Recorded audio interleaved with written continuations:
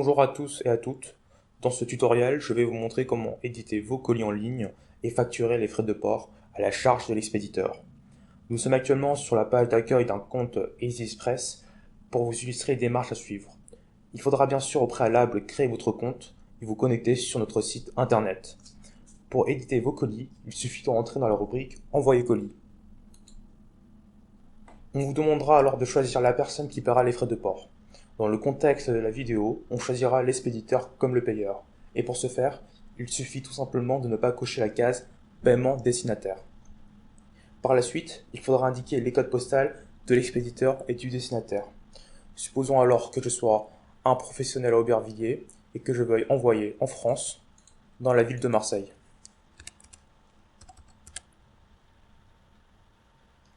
Ensuite, il faudra indiquer le nombre et le poids de vos colis. Supposons que j'ai 3 colis dont un de 7 kg et 2 de 14 kg. Il faut savoir que les dimensions des colis sont seulement obligatoires pour les envois Chronopost ou UPS. Ici apparaîtra les différentes offres et options de livraison, dont la liste des transporteurs avec leurs délais et leurs tarifs. Donc moi par exemple, je vais prendre les envois de DPD. Par la suite, on se retrouve sur la page Ma commande où il faudra indiquer les coordonnées de l'expéditeur et du destinataire. Donc moi à l'avance, j'ai rentré les coordonnées de EasyExpress en tant qu'expéditeur. Mais évidemment de votre côté, vous devriez indiquer les coordonnées de votre boutique ou domicile.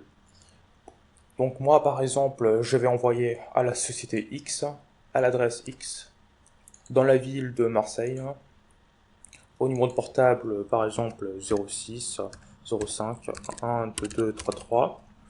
Surtout n'oubliez pas d'enregistrer chaque nouvelle adresse pour les prochains envois. Vous retrouverez vos adresses enregistrées dans l'onglet Nouvelle adresse.